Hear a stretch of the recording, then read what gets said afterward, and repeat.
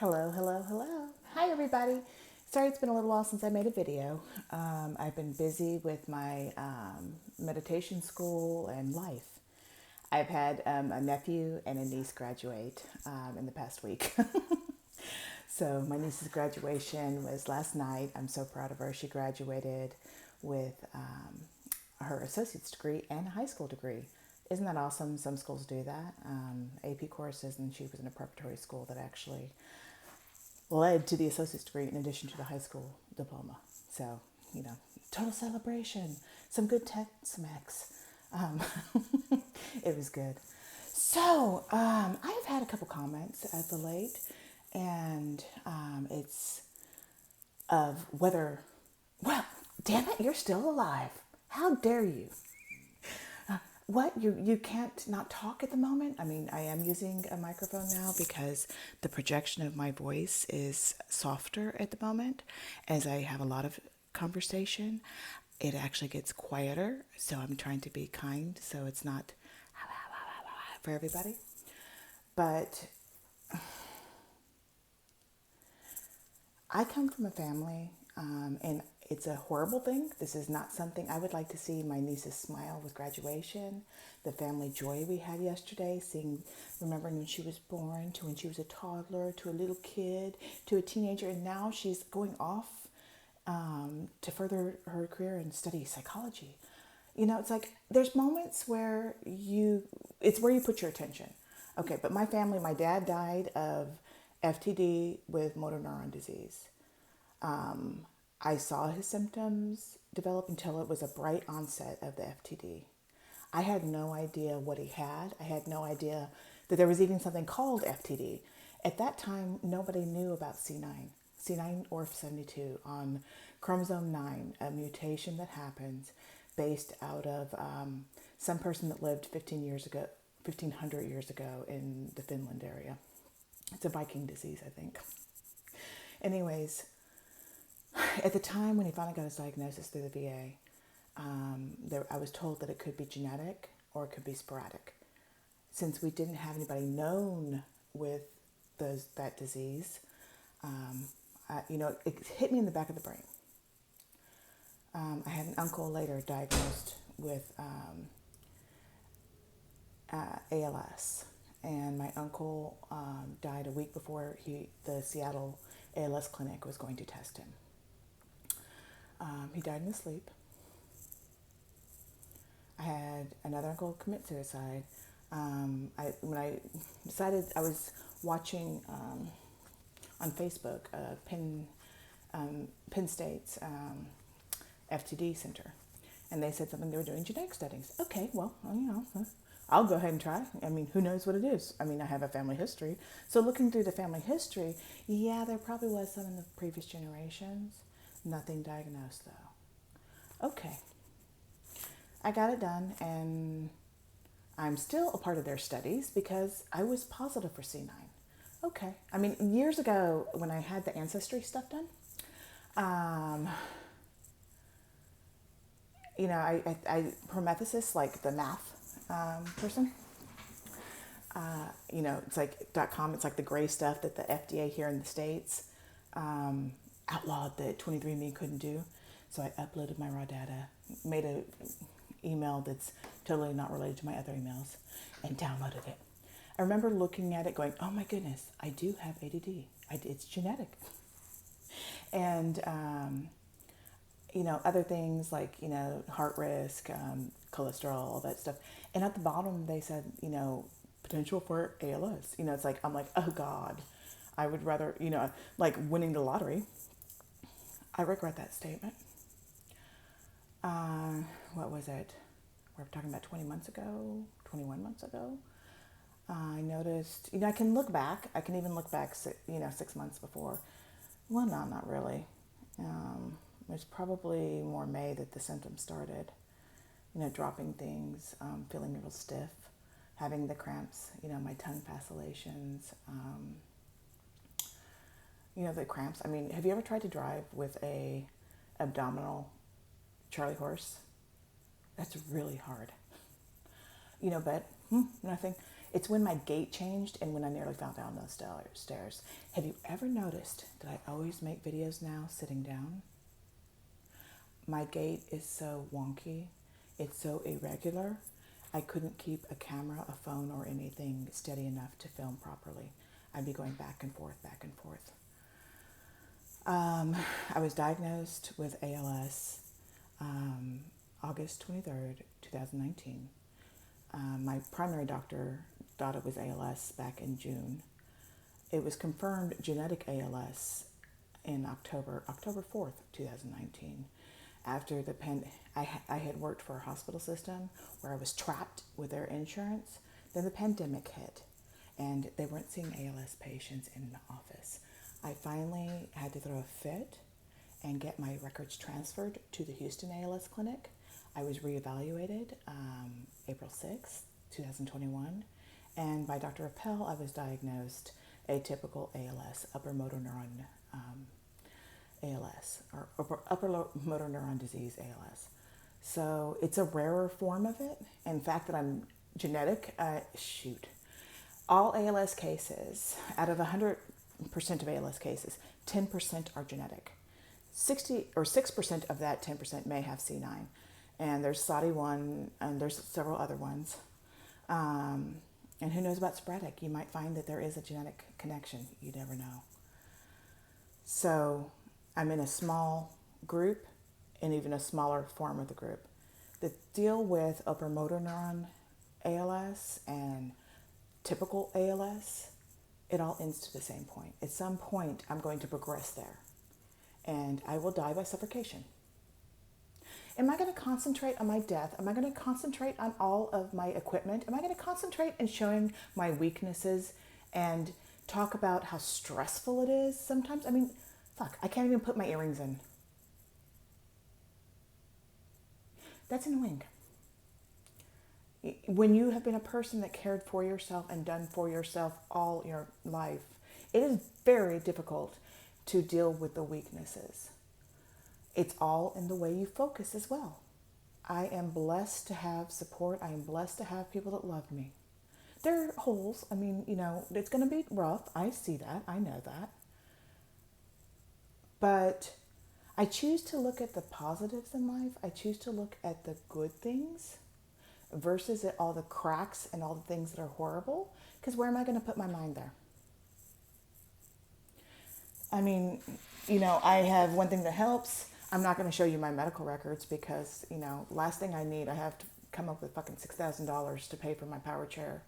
And I don't need anyone to try to hack and take my income, my Social Security. Well, look, grocery stores are taking enough money, right? So I have my book, and this talks about ALS, upper motor neurons. I don't have necessarily the pseudo thing. I'm not crying and laughing all the time. I have spasticity. I have hyperreflexia. I do have vacillations.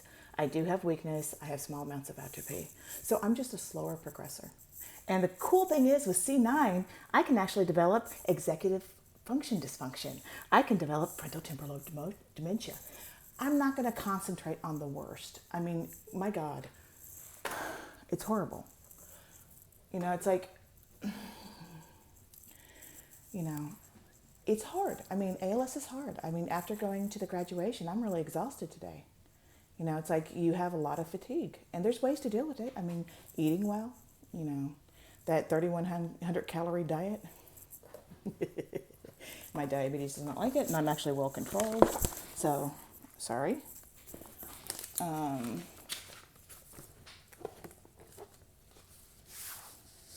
This is the high calorie, high protein diet they gave me, which is cool. I mean, I try. I'm keeping it a steady weight most of the time, which is good.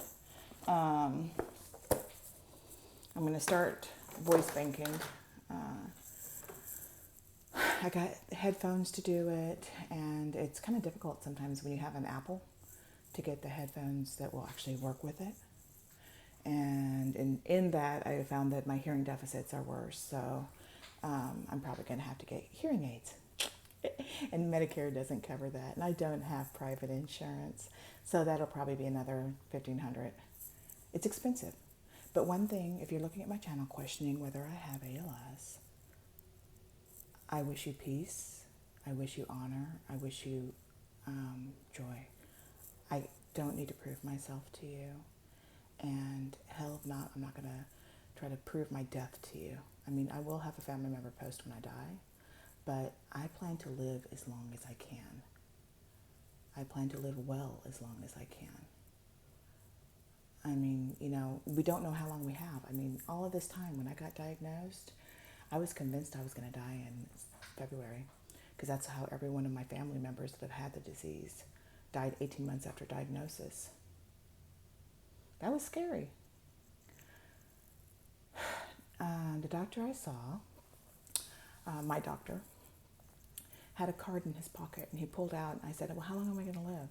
And he pulled it out, and it had a beautiful little drawing of a crystal ball. On the back side of it, it said, only God knows. And that's the truth. Only God knows how long he's going to bless me to keep me here. If you don't believe in God, whatever faith you have, it's not exactly known. We don't know if we'll make it to tomorrow. The important part is right now. So, I'm not asking you for money. I'm not asking you for anything. I'm just telling my story. So what's going on? Had to move getting the power chair due to finances until next month. Life is expensive, so we'll get that. Yay! I'll be able to get around further. I mean, if I'm just in small areas, I can stomp it and not be so bad.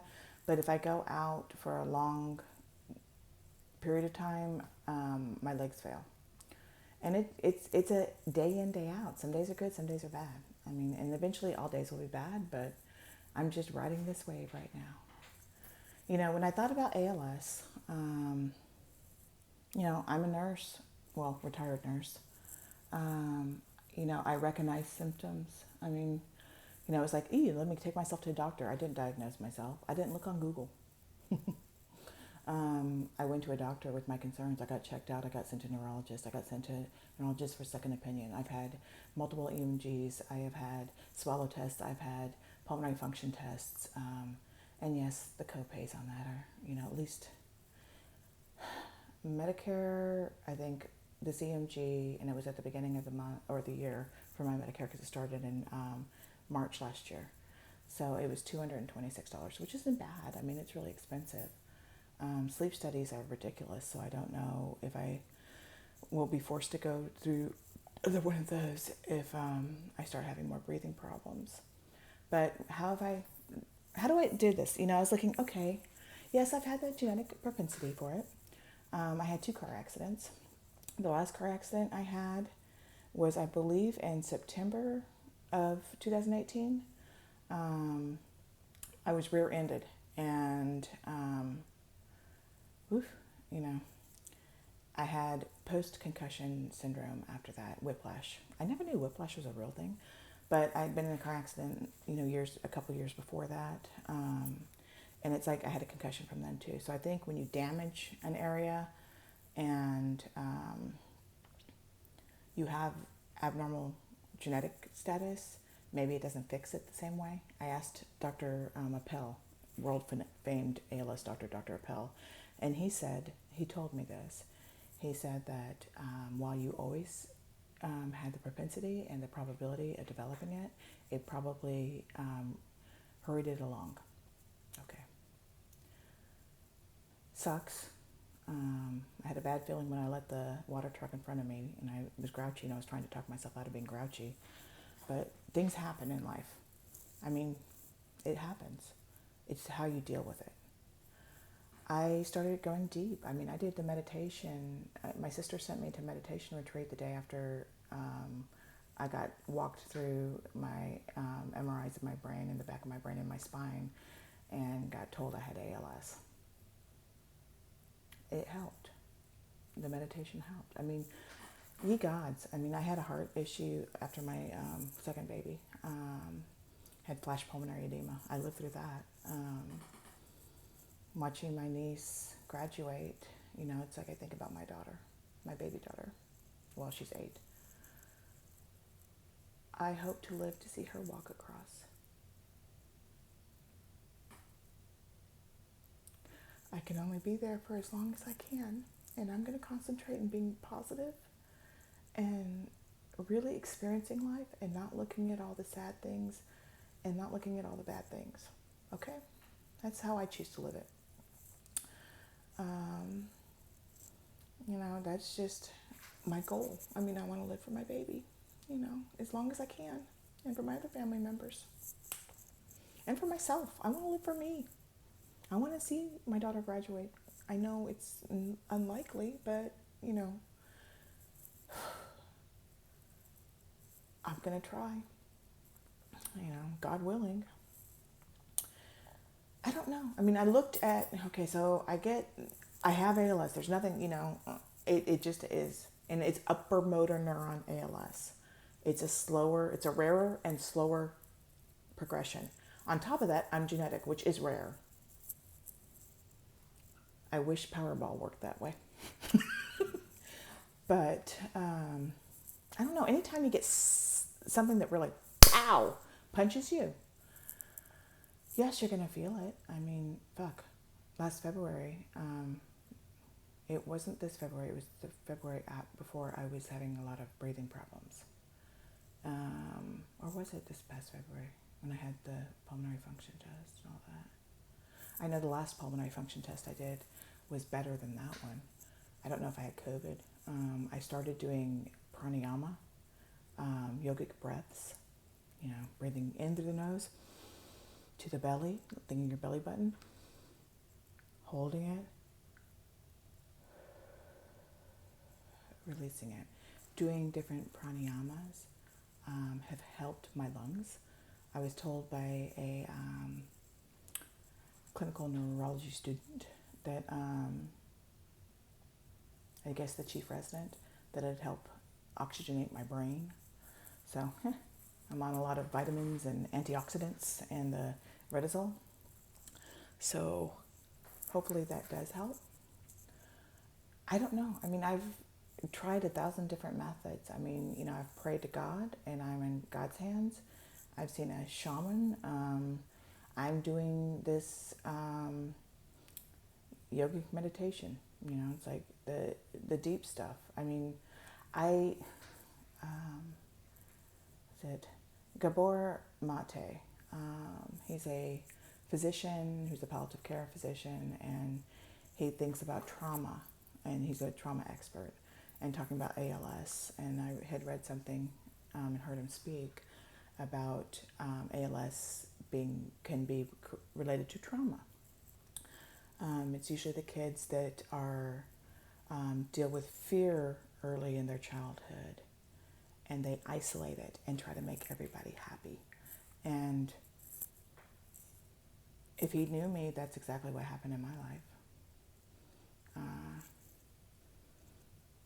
I've been saving lives since I was 5 years old. So the way I react may not be the way someone else reacts. Whether it be my past history, whether it be my different spiritual practices. I'm a Christian, but I've studied hard and done a lot of Buddhist meditation. I'm doing the yogic meditation, and always with God as my God. But it doesn't matter who the God of your heart is, but that. They say that trauma is stored in the nervous system, so I've done some of the ways to release. I mean, I'm stiff. I mean, I do the PTOT exercises I was given. This summer, I haven't been in a pool since last year, last fall. So I don't know if I can actually swim anymore. So that kind of scares me. It's more related to weakness. Though I will try to sit in a hot tub. That'll be, I just don't know. But I'll try that when it comes, and I'll deal with that when it comes. I don't know. I mean, I can tell you that with the meditations and the yogic breaths, my lungs have helped. My lungs actually improved on testing. I had respiratory therapists tell me that they've had other patients that have done yogic breathing It's called pranayama, and they've had good results. So eventually the ALS will attack my diaphragm and it will not work. That's the reality of it. But, I'm keeping steady weight, which is good. It's like, though I can tell you half the time I have no appetite. I've said that I didn't want a feeding tube because I'm allergic to a lot of things. So I don't know. I mean, if I start losing a lot of weight, which is usually when you start losing weight, it can be a progression of the disease. I may actually get a feeding tube. I say that, but I really want to live for my little kid and myself. I mean, I'm just looking at each day as a gift, and really the only thing that matters is not the past, it's not tomorrow, it's right now. And I'm a person that in my 20s, okay, in my mid-20s, I was worked ER and I worked ICU, and I did that after, a couple years after I graduated nursing school. Mid to late 20s, I should say. And I had left a yucky relationship. When you have a traumatic childhood, sometimes you grow up and you find a partner to create your childhood. Mine was toxic, so I left. And I went into counseling, and I also started doing heavy Buddhist meditation. I meditated in my teenager years too. I mean, it just... I read a book, and I did this practice. It's, I believe it's by Stephen Levine. It's called A Year to Live, and each day you meditate on death. And that sounds really dark, but it helps you concentrate on actually life. Once you're born, you're working your way towards death. I believe our souls are eternal. I believe that they reflect light and between God, and I believe that God has us. So that's my belief. Everybody has their own beliefs. But, it's like I worked ICU, I worked ER, I've seen a lot of death. I ended my career, as they say, a lot of nurses end their career in hospice, which is true. That's what I did. I mean, I started hospice, I think, in 2005. Left a little while when my dad got sick because I couldn't do that in my personal life and professionally. And then went back to it because it's a love. I mean, it's like a work from your heart. And you have to be very contemplative, I'm not going to pronounce it right. You have to be very calm when you deal with people going through that and give them space. So that was, again, doing my prayers, deep prayers and meditations helped with that. So I've actually taken care of people in the hospital and outside of the hospital with ALS. I never thought I'd get it. I got it. It sucks. The Xenoflex, I take 2 milligrams of Xenoflex twice a day, and that seems to really help. So that's reduced some of the cramping. But the stiffness is still there in the mornings. I mean, I have a positive Babinski's test, which is neurological damage. I'm losing power in my voice. My hips are very unsteady, so my walking is gross. That's something from open motor neuron disease, ALS. So we'll see how it progresses. I don't know. I don't know how, I don't know when, but I know that generally upper motor neurons live longer. And I'm trying to do everything I can with dealing with the internal stuff, childhood, teenagehood, adulthood, all those things, looking at all those attachments, getting right in my head, surrendering to God, taking care of myself that way. And it's really helped. So I feel peaceful, I feel bliss, and I don't know. I mean, I'm not going to show you my medical records. I'm not asking you for money. I'm just sharing my story. So I'm sorry if my progression is not the same as somebody else's. No two ALS patients actually are identical. The way that ALS patients die in the natural course of the disease is very similar. But the progression, whether you're a slow progressor or a fast progressor, luck of the draw. I mean, I was in a weird little deck that dealt a weird genetic form. Sucks. But that's that. Sorry for my rant. So what else is going on? Let's see. The graduations happened. I still have to mail a record to another nephew I have for the graduation. So I'll probably do that. We've had a lot of rain in Houston. Of course, it's Memorial Day weekend this weekend. I'm going to try to get out to see my dad, leave some flowers at his grave.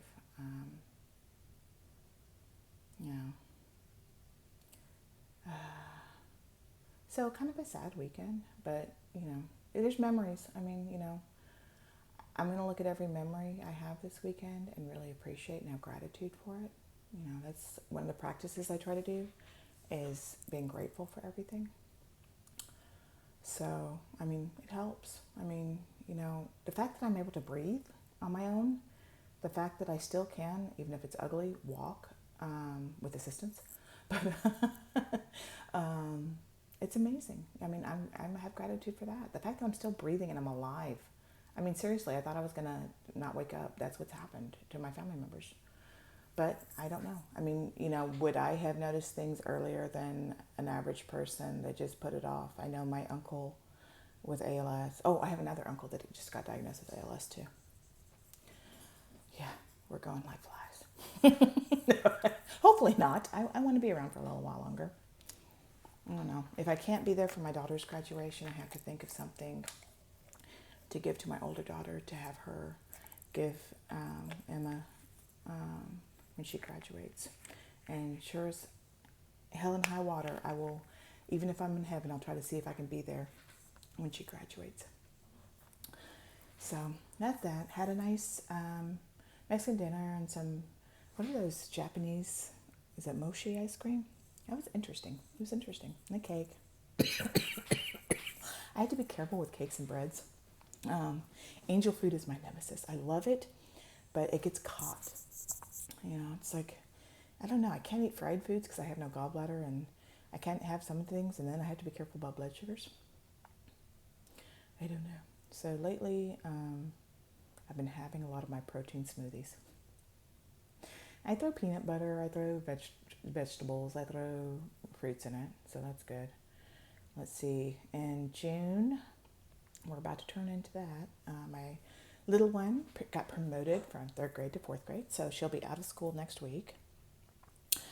Memorial Day, I'm just going to have a quiet one. My best friend is going out to the lake, but, I'm not going to be able to drive out there, so probably go to the Veterans Cemetery and kind of relax around the house. I need to find a house cleaner. I tried the last time to clean, and that's really hard. It takes a lot. You pull yourself up by the bootstraps and keep going and going. And that's how a lot of I'm doing it. I was looking up this one meditator, this crazy Dutch guy, or is he Danish? I can't remember. Wim Hof, W-I-M Hof. He's like the Iceman, climbs the Mount Everest in shorts, swims under ice-capped water. Story about him is he dealt with a lot of grief after his wife committed suicide, and he developed this breathing method and this kind of movements where he stands and he does this and to warm himself up, and he keeps his core temperature the same. And it's kind of like your survival. Inside of you, you're more powerful than you think you are. So in some ways, I'm kind of doing this in a different way. I take cold showers. Well, if I take 2 hot showers, it exhausts me. But I take cold showers. It's not fun. Absolute cold, like during the winter. My joints and my bones don't like it. It hurts. Now, whether that was related to some of the motor neuron stuff affecting other areas, it could be. Who knows? I had a lot of pain in my shoulder, but I don't know if that's like one nerve starts dying, another little axillary or axon nerves start to who knows? The body will try to repair itself as long as it can. Eating good diets, taking the antioxidants, taking care of your body, mind, body, soul will help too. If not, it'll make your death better. I mean, if you're angry about your disease, if you're bitter about your disease, doesn't lead to a good death. I mean, yeah, we're all gonna die. I mean, I may not die of ALS. I could die by being hit by a bus. Facing death, facing your fears, dealing with your past, seeing what your present is, and getting to the point where you deal with it. I mean, I've been in counseling. It helps. Deal with your things, face it after you get through it and you integrate everything, because it's all a part of integration. You identify it's not so scary. I mean, you hold on to a lot of beliefs at times when you might have been a little kid. And when you face that as an adult, sometimes it's not as scary. It's just recognizing it. And being mindful is actually recommended medically. It doesn't have to be some spiritual practice. It can be something simple. It doesn't have to be Wim Hof's method where you jump in cold water. Gotta say it. I mean, at that point, you don't care. You just survive. So basically, life dealt me this disease where, boom, got thrown in like the ice bucket challenge. You gotta survive. So this is how I'm surviving.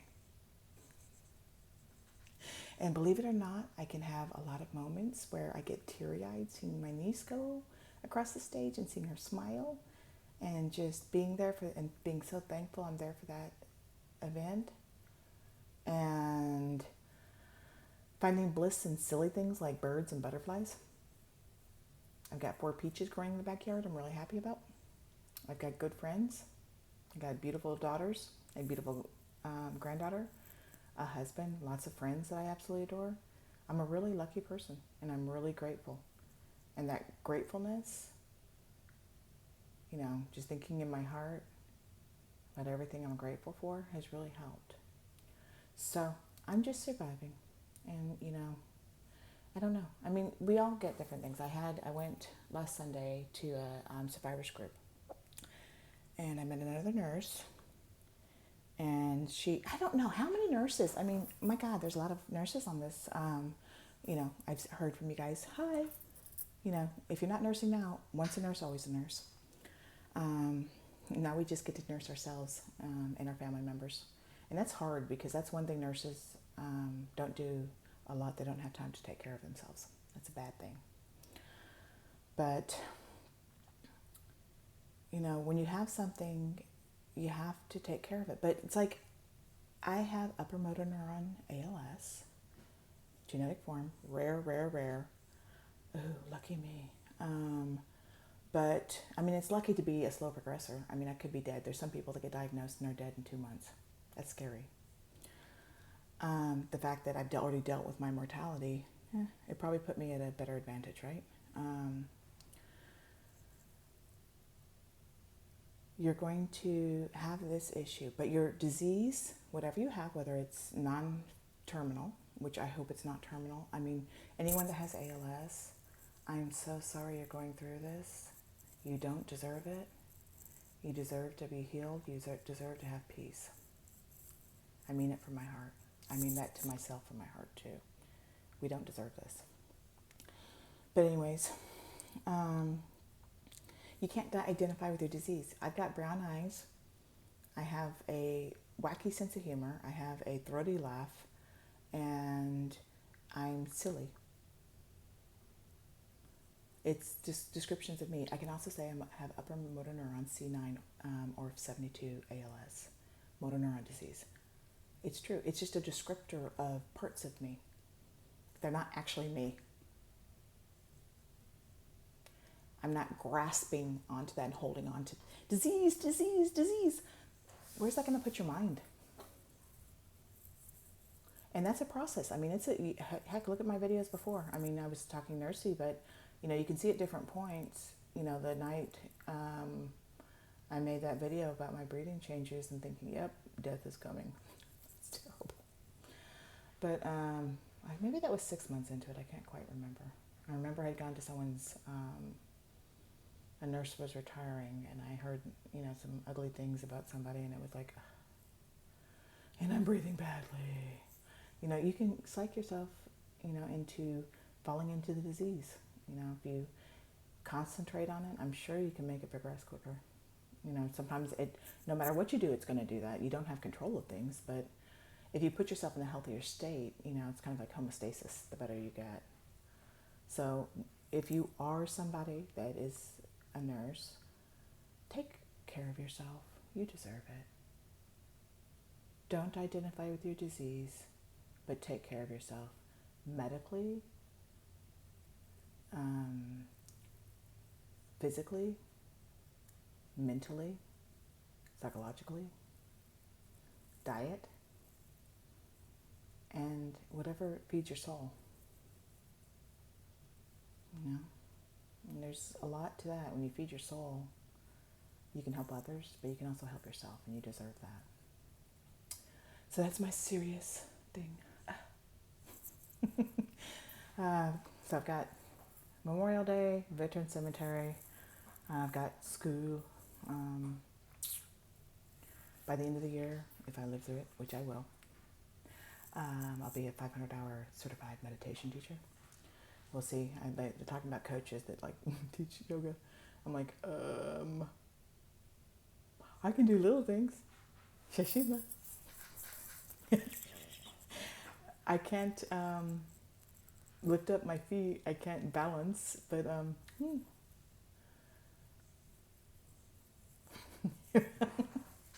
we'll see. It's more for me though, So then I've got to have my baby sister's coming in with some of my nieces and nephews. I love them. I have a cousin. My cousin's coming in. We get to go explore the city. And then in July, God willing, I will fly out to see my sister, the sister that has the daughter that just graduated. They have a summer home in St. George. So I'll be flying out there, and then we're going to go see the desert because, I don't know, I'm a desert kid. Before I die, I want to see the desert again. I want to meditate in the desert. Peon therapy. It's good for the soul. So we'll see. I have a case going, so early August I had to be back and go to trial. The chick that ran into me. You think about it. I mean, she's the one that got the ticket. It's like, yeah, and probably hurried on my death. Sucks. But I don't know why insurance companies are so ugly. I think they were the pandemic and probably them thinking, she has ALS. Let's push this later. So that's the last of the irritation today I will do. And I'm sorry if I shared the irritation with you. And I don't want to raise irritation in your life. I don't know. There's lots of beautiful things. I didn't share a meditation yet. I've just had so much going on that I haven't. But I will get there, and I will do it. I'm just not in the meditative state. I don't want to share this emotion. I don't know. Well, I hope you have a good weekend. I hope you barbecue, saute, get in the pool, sprinkler, laugh, spend time with family, tell stories, record those stories, have fun, and concentrate on something beautiful today. Not a crack, or if you're an ALS patient, not your wheelchair and your disabling disability. Because it's hard to let go of that, and it's hard to see everything that you're doing or going through every day. Concentrate on things that are beautiful. Deal with what you need to, but look at the good things too. All right, y'all have a blessed one.